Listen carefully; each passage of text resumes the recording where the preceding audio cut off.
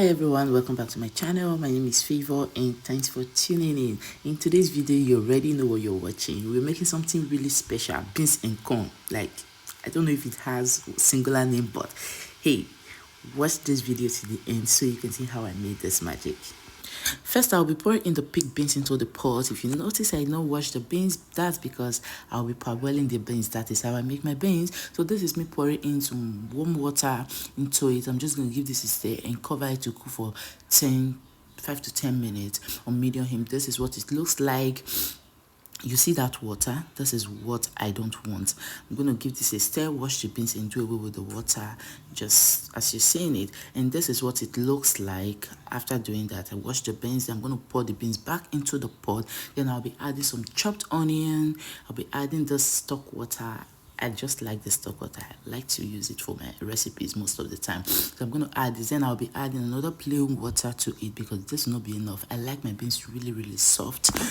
Then I'll give the beans a stir and close it to cook for 30 to 45 minutes.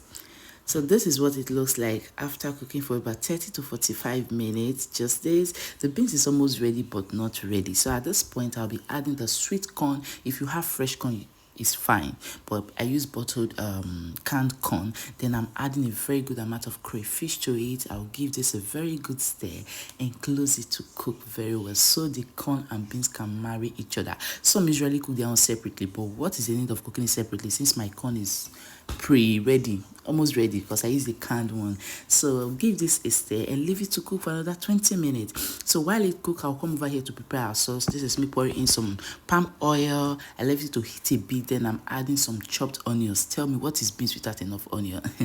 Then I left those onions to fry for about 2 to 3 minutes on medium heat. Then I added some curry, some thyme, and some chopped fresh tomatoes. Now this recipe requires fresh tomato to just give it a perfect taste. So I close it to cook for 10 minutes, and this is what it looks like after cooking for about 10 minutes. Then I gave this a very good stir, so it tumbum.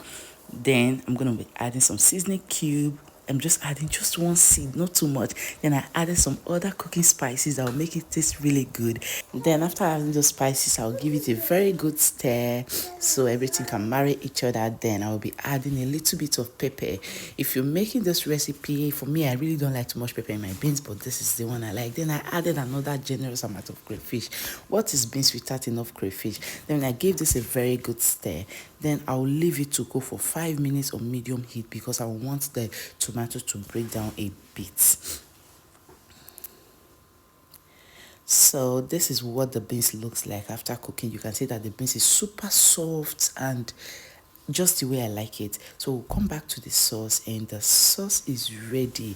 You see, I'm just going to give this a stir just to make sure it's not burning. Then I'll have to transfer the beans into the sauce. Yeah, so this is me dishing out the beans into the sauce. Scoop. This is what it looks like. The beans is pretty much, but hey, I'm going to give this a very good stir, a thorough one at that, so that the sauce, the beans can absorb the sauce and everything just blends very well. So this might take much time, 5 minutes, but just make sure that you give this a very good stir. So after that, I added the fresh amount of crayfish. See, I just like that crayfish aroma whenever I'm eating my food.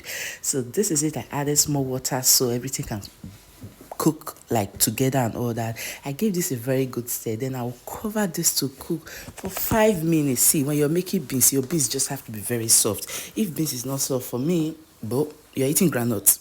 So I gave this I covered this to cook for 5 minutes, and this is what it looks like. Wow. At this point, the aroma was everywhere. It looks beautiful. It tastes good. It was really fantastic. So this is what it looks like after cooking. I have to give this a good stir again just to make sure it's not burning. And as you can see, everything has blended so well. The corn, sauce, beans, and everything has blended so well. If you've never tasted this recipe before, let me know. If you'll be trying it, let me know. If you've tasted it, let me know what you think about this recipe.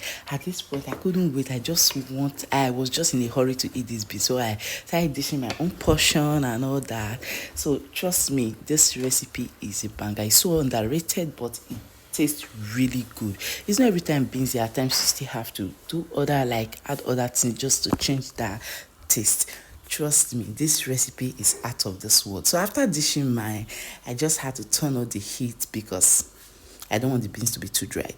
Now I have this leftover oven grilled turkey. I always have leftover of it. So I added it to it. Why not? Why not? Just to make the recipe a perfect one. I added it to it, and this is how I ate my dinner, because as at when I'm making this food is for dinner, not for lunch. You can have this food for lunch, even for breakfast. It's absolutely fine. Like perfect recipe for any time at all. Breakfast, lunch, dinner.